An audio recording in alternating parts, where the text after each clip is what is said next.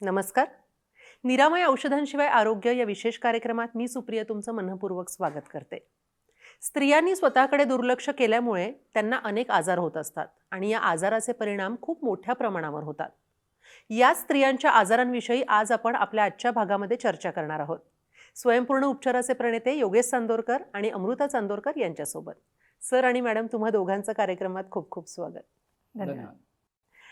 मी मॅमपासून सुरुवात करते. सर, मगाशी मी जसं म्हटलं की स्त्रिया स्वतःकडे दुर्लक्ष करतात, म्हणजे हे तर अगदी आपल्याला माहितीच आहे खरंय. की आपण करतोच, कुठेतरी कानाडोळा करतो. रादर ह्याला भारतीय संस्कार असं म्हटलं जातं. नक्कीच सर, पण मग त्याचं आजारात कुठेतरी रूपांतर व्हायला लागतं. तर ह्याविषयी मॅम काय सांगाल? ऍक्च्युली सांगू का तुला, दुर्लक्षामुळे आजार नाही होत. म्हणजे असं धरून चाल की माझी प्रायोरिटी काय आहे, तर माझं कुटुंब, हा. माझा नवरा, माझे सासू सासरे, माझी मुलं, हे माझी प्रायोरिटी आहे. मी माझ्यासाठी प्रायोरिटी नाहीच आहे. जेव्हा मी माझ्यासाठी प्रायोरिटी नाही आणि त्यांच्या आनंदात माझा आनंद आहे, तेव्हा मी आजारी पडत नाही. जे काही तुम्ही करताय त्यातनं जर तुम्हाला आनंद मिळत असेल तर तुम्ही आजारी पडत नाही. जर तुम्हाला आनंद मिळत नसेल तर तुम्ही आजारी पडता. मग ते केलेलं दुर्लक्ष हे त्याचं कारण आहे असं आपल्याला वाटतं, पण ते केलेलं दुर्लक्ष कारण नाहीये. इतरांनी माझ्याकडे केलेलं दुर्लक्ष कारण असू शकतं. म्हणजे ती कुठेतरी खंत अशी मनात असू शकते किंवा ती सलत असते की माझ्याकडे लक्ष नाहीये कोणाचं, एक्झॅक्टली. आणि म्हणून हे होतं. मुळातच कसं आहे सांगू का, निसर्गाने स्त्री आणि पुरुष वेगळे वेगळेच बनवले. पुरुष हा प्रॅक्टिकल आहे आणि स्त्री ही इमोशनल आहे. म्हणजे मूलतःच तसं आहे, निसर्गतःच तसं आहे. प्रत्येकामध्ये मेल एनर्जी आहे, फिमेल एनर्जी आहे. मग जी स्त्री आहे तिच्यामध्ये फिमेल एनर्जी जास्त आहे, त्याच्यामुळे तिच्यामध्ये भावनेचा जो पोर्शन आहे तो खूप जास्त आहे. पुरुषामध्ये तो कमी आहे. तो प्रॅक्टिकल आहे. आणि तिची जी अपेक्षा असते ना, ती कायम दोन प्रेमाच्या शब्दाची असते. ती जे काही दिवसभर करते ना, ते ती सगळ्यांसाठी करते आणि सगळ्यांना जेव्हा ते आवडतं, सगळे जेव्हा त्याच्यामध्ये आनंदी असतात, ते काहीतरी एखादा कौतुकाचा शब्द येतो तेव्हा ती भरून पावते. ती जरी दिवसभर जेवलेली नसली ना तरी ती एनर्जेटिक असते. का? कारण ते तिला मिळाले जे तिला हवं आहे. ती भावनांची भुकेली आहे. आणि जेव्हा सगळीकडनं जेव्हा ते तिला मिळतं ना, तेव्हा तिचा हुरूप वाढतो, तिचा उत्साह वाढतो. आणि ती निरोगी राहते. पण जेव्हा ते मिळेन असं होतं, म्हणजे ज्या घरामध्ये असं होतं की तिचं कौतुक केलं जात नाही, ती करते सगळ्यांसाठी करते, पण कुणाचं तिच्याकडे लक्ष नाहीये. काही चूक झाली तर लगेच सांगितली जाते की अरे ह्याच्यात मीठ कमी झालंय, ह्याच्यात हे जास्त झालंय, ह्याच्याकडे बघितलंच नाहीये, हे राहूनच गेलंय, लक्ष कुठे आहे. ह्या गोष्टी जेव्हा होतात आणि वारंवार होत राहतात तेव्हा ती दुखावली जाते. आणि ती जी दुखावली जाते ना, त्यातून आजार निर्माण होतात. अदरवाईज पण तुम्ही जे काही करताय, खूप हेक्टिक शेड्यूल आहे माझं, आणि आहेच आमचं शेड्यूल हेक्टिक, पण आम्ही ते एन्जॉय करतो. आमचं काम हे आनंदाचं काम आहे. पहाटे कोल्हापूरला जेव्हा हे जातात त्यावेळेला पहाटे 5 वाजता निघतात आणि दुसऱ्या दिवशी पहाटेच्या 5 वाजता येतात, पण तरी ते एनर्जेटिक असतात. आठवडा त्यांचा पूर्ण मुंबई, पुणे, नाशिक, कोल्हापूर सगळा व्यस्त आहे, पण इतक्या वर्षात मी त्यांना आजारी पडलेलं नाही पाहिलं. खाण्यापिण्याच्या जर वेळा, जे आपण म्हणतो की वेळा सांभाळल्या पाहिजेत, तर असं काही होत नाही. पण तसं आपण तुमच्याकडे बघून म्हणू शकतो, कारण तुम्हाला त्याच्यात आनंद वाटतोय म्हणून तुम्ही आनंदी असता. एक्झॅक्टली. त्याच्यामुळे हे प्रत्येकाने समजून घेतलं पाहिजे की तुम्ही ना आनंदासाठी काम करा. तुम्ही जे काही करताय त्यातनं जर तुम्हाला आनंद मिळाला तर तुम्ही आजारी पडणार नाही आहात. आणि स्त्रिया जेव्हा आमच्याकडे येतात ना, तेव्हा मेन जो प्रॉब्लेम असतो तो भावनिकच असतो, मेजरली. आणि त्याच्यावरती काम करावं लागतं, त्याच्यावरती बोलावं लागतं, त्यांचा दृष्टिकोन बदलावा लागतो. जर तू ऑब्झर्व करशील तर मागचं खूप साठवून ठेवलेलं असतं त्यांनी. त्याच्यामुळे जेव्हा त्यांच्या कुटुंबातले कोणी येतात तेव्हा ते सांगतात की गेलेल्या लोकांचा पण ही उद्धार करते. की गेली ना, माझी आई गेली, आता वारली आहे, पण तरीही अजूनही तिच्या डोक्यामध्ये तिच्याबद्दलचा राग आहे. कारण ती तेव्हा तेवढी दुखावली गेलेली आहे. मग ही त्यांना त्यांचा दृष्टिकोन कसा बदलायचा हे सांगण्याचं कामही आम्ही करतो. आणि त्यांच्या मनामध्ये जे इतकं वर्षानुवर्षाचं साठून राहिलंय ते घालवण्याचं काम स्वयंपूर्ण उपचार करतात. नक्की. ज्या गाठी त्यांनी मारल्या आहेत त्या गाठी सोडवण्याचं काम स्वयंपूर्ण उपचार करतात आणि म्हणून त्या निरोगी होतात. मग तो आजार फिजिकल असेल, भले तो संधिवात असेल, भले ते पोटाचे प्रॉब्लेम्स असतील, भले ते निद्रानाश असेल, काहीही असेल, पण जोपर्यंत त्या मनोमय कोशातल्या गाठी सुटत नाहीत तोपर्यंत ते आजार जात नाहीत. म्हणून वर्षानुवर्ष औषधं तर घेतच असतात. औषधं घेऊनही बरं वाटतच नसतं, कारण त्यांची ती भूक पूर्ण होत नसते. म्हणजे काही वेळेला त्यांच्या कुटुंबाला एकत्र घेऊन पण सांगावं लागतं की अहो ह्या सगळं तुमच्यासाठी करतात, तर म्हणा की एकदा कधीतरी की बाबा तुझ्यामुळे हे सगळं चाललंय. म्हणजे ते मायेने बोलणं खूप गरजेचं आहे. आणि कुठे अवघड आहे, पण बऱ्याच जण पुरुषांना हे कळतच नाही. म्हणजे त्या म्हणतात ती जे म्हणेल ते देतो की मी तिला, काही कमी पडू देत नाही. ती म्हणाली चल आलो ना तुमच्याकडे घेऊन, ती जे म्हणते ते मी करतोय, मग तिला काय कमी आहे, सुख दुखतंय तिला. तर तसं नाही आहे, तुम्ही सर्व भौतिक सुख देताय. हे पुरुषांना कळत नाही. त्यांच्या दृष्टीने काय आहे की मी कुठे कमी पडतोय, मी सगळं पुरवतोय, पण तो शब्द नाही ना देत आहात तुम्ही. म्हणजे थोड्याशा प्रेमाची गरज आहे खरं तर. प्रेमाचीच गरज आहे. Yes yes. सर, जसं आता मॅम म्हणतायत की खूप गोष्टी आपण धरून ठेवलेल्या असतात की 20-20 वर्ष जुन्या असतील किंवा अनेक काही वर्ष जुन्या असतील, त्या इतक्या घट्ट मनात धरून ठेवणं हे कितपत योग्य आहे? म्हणजे माझं म्हणणं आहे की लेट गो करणं हे आपण कधी शिकणार? हाच खरं तर प्रश्न हा स्त्रियांचा प्रश्न आहे. लेट गो करायला कधी शिकणार ते? त्या जसं आता मॅडम म्हणल्या, त्यांचा भावनिक कोशंट आहे ना, तो 70 ते 80% आहे. त्यामुळे त्या 15 ते 20%, 25%च्या प्रॅक्टिकल कोशंटकडे दुर्लक्ष होतं. आणि इथेच खरी गोडचूक होते. भावनिक असावं का माणसाने? जरूर असावं, पण तेवढंच प्रॅक्टिकलही असावं ना. जसं आता त्यांनी कोणाचं तरी उदाहरण सांगितलं की आई जाऊन आता 10-12 वर्ष झालीत. ती जेव्हा लग्न होऊन आली होती स्त्री, तेव्हा काहीतरी झालं होतं, भांडणं झाली होती. ते भांडण तिने पुढे 50 वर्ष लक्षात ठेवलं. गरजच नाही आहे ना त्याची. त्याच्यानंतर पुढे खूप काळ गेलाय निघून. जे काही झालं असेल, कोणाची चूक होती नव्हती हा महत्त्वाचा मुद्दाच नाही. पण त्याच्यानंतर परत तुम्ही बोलताय, एकत्र आलाय, मग ते मनात साठवून ठेवायची गरज काय? पण ते कळत नाही. बारीक सारीक एखादा शब्द खटकला की तो धरून ठेवला जातो. ती व्यक्ती मला असंच का बोलली, आणि त्याच्यावरती मनातल्या मनात विचार करून पराचा कावळा केला जातो अख्खा. आणि तोपर्यंत तो पर गेलेला असतो उडून. मग त्या कावळ्याचा उपयोग काय? पण ते कळत नाही. आणि ते साठल्यामुळे मग ते संधिवात म्हणा, पोटाचे त्रास म्हणा, गर्भपिशवीचे त्रास म्हणा, असे अनेक त्रास उद्भवू शकतात. म्हणजेच आपण काय करतोय? अनाहूतपणे आपण ह्या त्रासांना आमंत्रण देतोय, ते लक्षात ठेव. बरोबर. कशासाठी करायचं? आपण जे काही करतो, सकाळी उठल्यापासून रात्री झोपेपर्यंत प्रत्येक माणूस जे काही कष्ट करतो, जे काही करतो, ते आनंद आणि सुखासाठी करतो की नाही? मग तेवढंच कसं काय मिसिंग राहतं? मग कष्ट कशाला करायचे? मग जे काय आपण संसार थाटून ठेवलाय, तो कशासाठी ठेवलाय?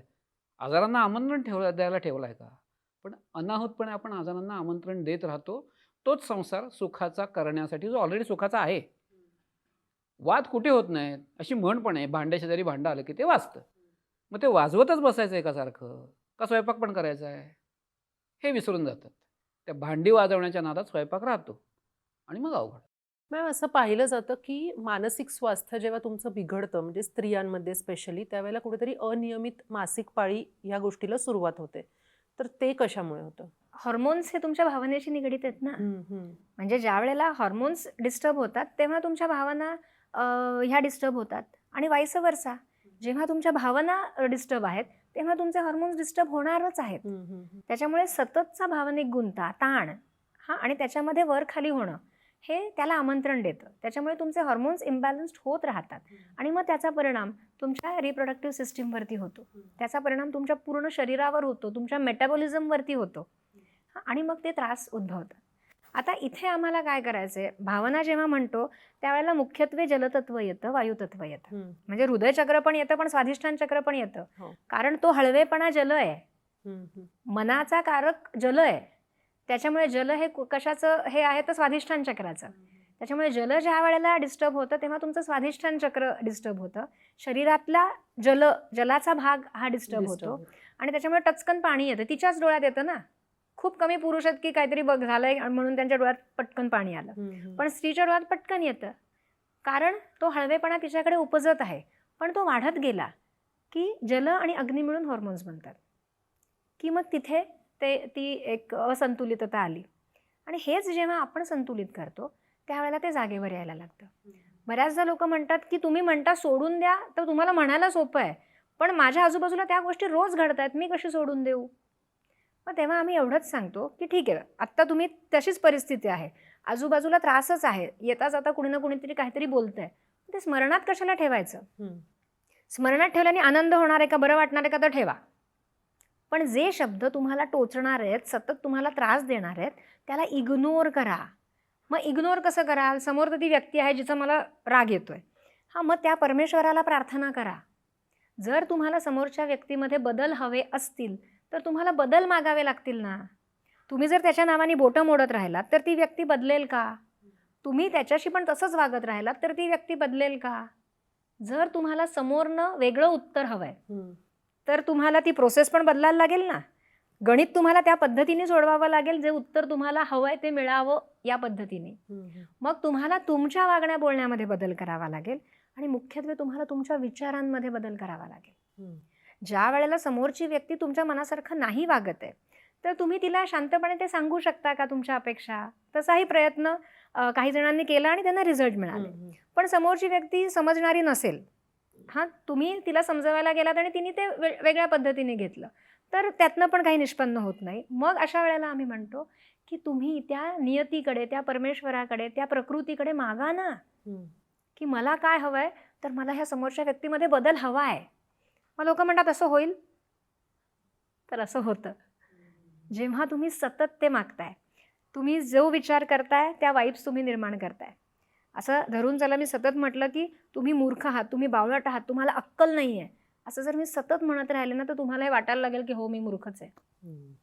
पण जर मी सतत स्वतःला म्हटलं की नाही मी खूप स्ट्रॉंग आहे, मी परफेक्ट आहे, मी छान आहे, असं जर मी सतत सांगत राहिले तर तो भाव माझ्यामध्ये निर्माण होणार आहे.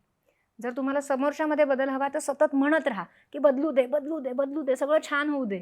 तुम्ही जेवढ्या त्या वाईब्स निर्माण कराल तेवढी परिस्थिती बदलायला लागेल. आणि आम्ही त्या वाईब्स देत पण असतो ना, पण त्या स्टोअर पण राहिल्या पाहिजेत. नक्कीच. खरं तर आपण ही चर्चा अशी सुरू ठेवणार आहोत, पण एक गेस्ट आपल्याकडे येणार आहेत. आपल्याकडे आता सविता बालघरे येणार आहेत आणि आपण त्यांच्याशी बोलणार आहोत. त्यांना नेमका काय त्रास होत होता आणि निरामयमधून त्या कशा पद्धतीने रिकवर झाल्या पाहूयात. आत्ता आपल्या सोबत आहे सविता बालघरे, ज्यांनी निरामयची ट्रीटमेंट घेतली आणि त्या त्यांच्या आजारातून आता हळूहळू रिकवर होत आहेत. आपण त्यांच्याशी बोलूयात. सविता ताई, तुमचं कार्यक्रमात खूप खूप स्वागत. नमस्ते. नमस्कार. मला सांगा, तुम्हाला नेमका काय त्रास होत होता? मला जास्त करून मला आहे ना ह्याच्यामध्ये फॅमिलीमधून मला जास्त त्रास होता, तर मानसिक त्रास. तो खूप म्हणजे खूप मी एक शब्द तरी कोणी बोलले तरी मी धरून राहायची. त्याच्यामुळे मला खूप म्हणजे आजार जडले होते. मला खूप म्हणजे सांधिवात, डोकंदुखी, पित्त झालं की पूर्ण माझी की अवस्था इतकी बेकार व्हायची की मी पूर्ण उलटे करून झोपूनच राहायचे. 2-2, 3-3 दिवस झोपूनच राहायचे. जेवण पण जात नव्हतं मला व्यवस्थित. अंग खूप असं जड व्हायचं. पाय बी खूप दुखायचे. मी एकटी बाहेर पडू शकत नव्हते कोणाच्या. आज मी एकटी हे पूर्ण पुणे शहर कुठं पण फिरू शकते. खूप छान. आज एक असा प्रसंग झाला माझ्या की एक आरोप माझ्यावर इतके आरोप झाले की मी त्याच्यामध्ये सामील नव्हते त्या आरोपामध्ये. तरी माझ्या थोडंसं म्हणजे नातेवाईकांनी माझ्यावरती आरोप केले आणि मी आज मी 19 ते 20 वर्षे त्याच्यामधून मी गेले होते. ते आरोप मला सहन नाही झाले.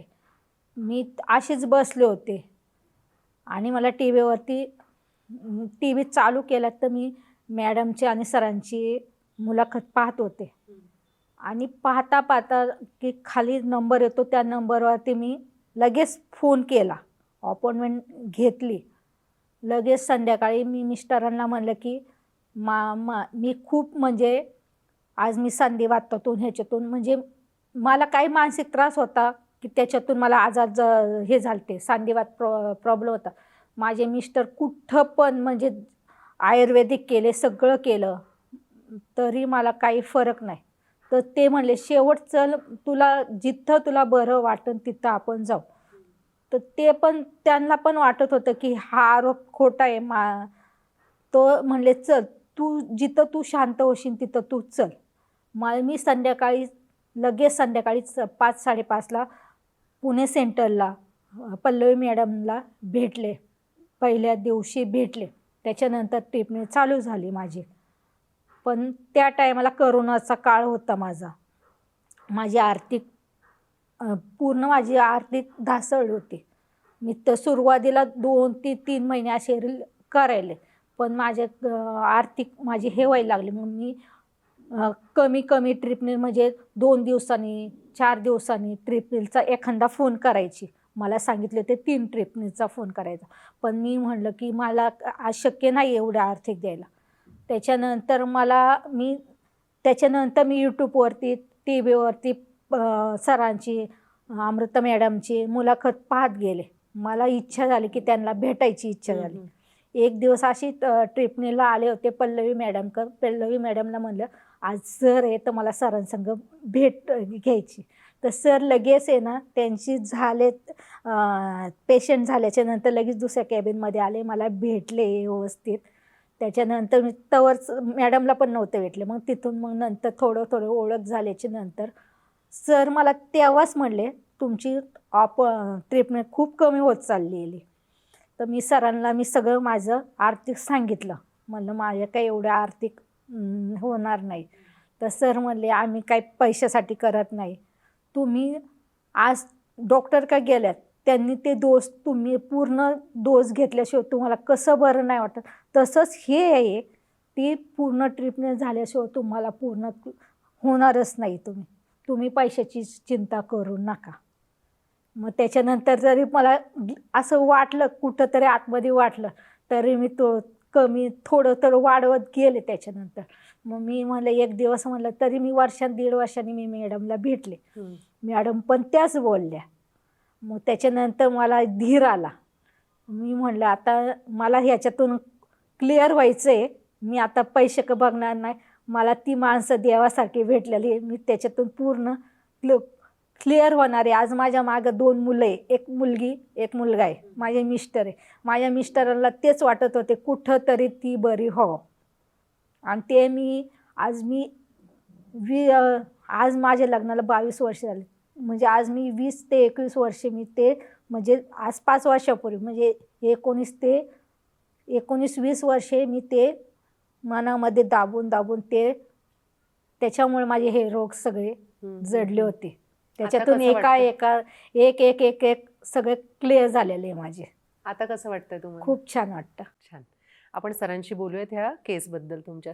सर मला तुम्हाला एक प्रश्न विचारायचा आहे की ह्यांची जी केस आहे ती थोडीशी वेगळी आहे. जसं त्या सांगतात की काही वर्षांपूर्वी काही आरोप झाले आणि त्या सगळ्या कौटुंबिक कलहातून त्या गेल्या आणि इतक्या वर्षांनंतर त्या कुठेतरी निरामयमध्ये आल्या. जसं त्यांची आर्थिक परिस्थिती फार काही बरी नव्हती, पण त्या सगळ्या परिस्थितीमध्ये त्या तुमच्याकडे आल्या आणि त्या तुमच्याकडे ट्रीटमेंट घेत होत्या. तर या केसबद्दल सर काय बोलाल? मुळात काय झालं की जे त्यांच्यावर आरोप झाले तो मानसिक धक्का होता. माणूस अशा वेळेला मनाने मोडून पडतो आणि मनाने मोडला, त्याची मनाची उभारी गेली की मग अनेक रोग त्याच्या शरीरामध्ये शिरतात. तसं त्यांच्या बाबतीत झालं होतं. त्यांना अनेक त्रास होत होते, त्या धक्क्यामुळे होत होते आणि त्या धक्क्यातनं त्या सावरल्या जात नव्हत्या. म्हणजे पुन्हा एकदा त्या पंचतत्वांमध्ये तो धक्का जेव्हा मनाला बसला तेव्हा तिथे खड्डा निर्माण झाला. तो भरला गेलाच नाही आणि त्याच्यामुळे इतर आजार जडायला सुरुवात झाली. आपल्याकडे आल्यानंतर पहिलं आपण काम काय करतो तर ऊर्जेचं संतुलन करतो. तो खड्डा त्यांचा हळूहळू कसा भरायला लागला तसं एक आजार कमी होत त्या बऱ्या झाल्या. मॅम काय सांगाल या केसबद्दल? जसं त्यांनी सांगितलं की त्या आल्या त्याच्यानंतर 1-1.5 वर्ष त्यांनी व्यवस्थित ट्रीटमेंट नाही घेतलेली. म्हणजे आज 5 वर्ष झाली त्या ट्रीटमेंट घेत आहेत आणि आता त्या ऑलमोस्ट बऱ्याच ह्याच्यातनं बाहेर पडलेल्या आहेत. पण ते पहिलं 1-1.5 वर्ष ज्या वेळेला सुरुवातीला 3 महिने घेतली, मग नंतर 2 दिवसातनं एखादी वगैरे त्यामुळे होतं काय की जी हवी आहे, जी पॉझिटिव्हिटी तुम्हाला हवी आहे, जी नाही आहे तुमच्याकडे, ती इतक्या कमी प्रमाणात मिळत होती की त्याच्यामुळे 1 पाऊल पुढे जायचं आणि 1 पाऊल परत मागे यायचं. माणूस तिथेच राहतो. बऱ्याच वेळेला रुग्णांच्या बाबतीत हे होतं. इथे ना थोडंसं समजून घ्यायला पाहिजे की जसं आपण जेवतो, आपला एक XYZ आहार आहे. समजा मला रोज 4 पोळ्या एका वेळेला लागतात, मी 2दा जेवतो म्हणजे माझा 8 पोळ्यांचा आहार आहे. या वेळेला आपण ऊर्जा सांगतो 3दा उपचार घेतले पाहिजे. ती तुमच्या ऊर्जा शरीराची भूक आहे, ती 300% भूक आहे. ती जेव्हा 300% भूक तुमची भागेल तेव्हा काहीतरी सरप्लस ऊर्जा तुमच्याकडे शिल्लक राहील आणि ती तुमचा आजार बरा करायला शरीराला वापरता येईल. आता दिवसातनं 3 वेळेला त्यांनी असं सांगितलं की 2 दिवसातनं मी एकदा फोन करत होते. म्हणजे जेव्हा गरज 600%ची आहे तेव्हा 100% भागवली जात होती. त्याच्यामुळे बरं होण्याचा प्रश्नच येत नाही, तर सरप्लस काही उरतच नाही. त्याच्यामुळे आजाराला मदत मिळत नाही आणि मग आजार तसाच राहतो. जसं आता मॅडम म्हणल्या की 2 पावलं पुढे आणि 1 पाऊल मागे नाही, इथे 4 पावलं मागे येतं. 600% गरज आहे. माझी गरज 10,000 रुपयाची आणि मला 1,000 रुपयाची मदत मिळाली, काय होईल? गरज नाहीच भागणार माझी, उपयोगच नाही मला त्या 1,000 रुपयाचा. त्याच्यामुळे ते 1,000 रुपये म्हणजेच 1-2 दिवसातनं घेतलेली ट्रीटमेंट तुम्हाला उपयोगी पडणार आहे का? ते कदाचित 5-10 मिनिटं, 15 मिनिटं, तासभर तुम्हाला बरं वाटेल, पण परत येरे माझ्या मागल्या आहेच आहे. सो असं शक्यतो कोणीच करू नये. जी 300%ची गरज आहे सांगितलंय ते भागवलं पाहिजे, म्हणजे गोष्टी फास्ट बऱ्या होणार आहेत. दुसरं महत्त्वाचं, ज्या वेळेला त्या भेटल्या, सरांना भेटल्या, मला भेटल्या, त्यावेळेला जेव्हा आम्ही त्यांना म्हटलं की तुम्ही पैशाची काळजी सोडा, ती तिथे पैशाची काळजी सुटली. आणि काय करा, तर तुम्ही ट्रीटमेंट व्यवस्थित घ्या, तुम्हाला जे जमतील, जसे जमतील तसे द्या. त्याच्यामुळे काय झालं, एक ओझं कमी झालं. आणि मग त्याच्यानंतर त्या नियमित उपचार घ्यायला लागल्या. त्यांचे यजमान त्यांना घेऊन यायचे हाताला धरून. संधिवात ज्या त्या म्हणतायत ना, तर त्यांचे आखडलेल्या होत्या गोष्टी. त्यांना उठणं, बसणं, पाऊल टाकणं हे अवघड होतं. त्यांना व्यवस्थित चालता येत नव्हतं. शरीरामध्ये कंप होता, हात थरथरत होते. म्हणजे एक मनाची अवस्था काय करू शकते, तर ती सगळी परिस्थिती होती त्यांची. बरोबर. हां, मनामध्ये सतत भीती असायची. ह्या सगळ्या गोष्टी ज्या वेळेला ती ऊर्जा मिळायला लागली, ज्या वेळेला ते पृथ्वी तत्व जे संपलेलं होतं, आत्मविश्वास पूर्ण ढासळलेला होता, जसं ते तत्व शरीरामध्ये यायला लागलं, तसं तसं कुठेतरी मनाने उभारी घेतली, कुठेतरी आत्मविश्वास वाढायला लागला. हां, एक शब्द कसं असतं, एक शब्द आपण धरून ठेवतो. हां, त्याच्यानंतर इतकी वर्ष गेली होती ना, पण तरीही तो शब्द इतका घट्ट रुतून बसलेला होता मनामध्ये, ते खोलवर. हीलच झालं नाही. सो झालं, गेलं, सोडून द्या. आणि जर तुम्हाला बदल करायचा असेल ना, तर ही परिस्थिती निर्माण करा की त्याच व्यक्तींना कळावं की हे असं नाही आहे. त्यासाठी तुम्हाला उभं राहावं लागतं आणि फाईट करावी लागते. सो अशा पद्धतीने त्यांच्याशी बोललंही गेलं. आणि आज सांगायला मला आनंद होतोय की आज त्यांच्या कुटुंबामध्ये त्या सगळ्यांना हव्याशा आहेत. आज या 5 वर्षांमध्ये सगळे गैरसमज दूर झालेले आहेत. आज त्यांना तो रिस्पेक्ट, तो मान त्यांच्या कुटुंबामध्ये मिळतो आहे. हे त्यांनीच निर्माण केलं. निरामय फक्त पाठीशी उभं राहिलं, निरामय त्यांना ऊर्जा पुरवत राहिलं. आणि त्यांनीच ही परिस्थिती निर्माण केली, ज्या काहीही करू शकत नव्हत्या. हां, घरातलं पण करणं त्यांना अवघड होतं. त्या घरातलं सगळं सांभाळून, मुलांचं सगळ्या शिक्षणाच्या गोष्टी बघून, यजमानांना पण मानसिक आधार देऊन त्या सगळ्या परिस्थितीत हां, आज त्यांचं कुटुंब उभं राहिलं आहे, एकत्रित आहेत, सगळेजण एकत्रित आहेत. आणि आज त्यांना तो रिस्पेक्ट मिळतो आहे.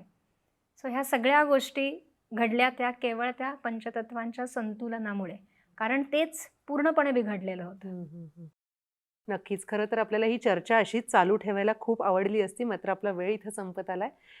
ताई, तुम्ही या कार्यक्रमात सहभागी झालात आणि जे काही तुमच्या मनात कुठेतरी खलत होतं ते आज तुम्ही इथे बोलून दाखवलं, छान व्यक्त झालात. तुमचे मनापासून आभार. नमस्ते.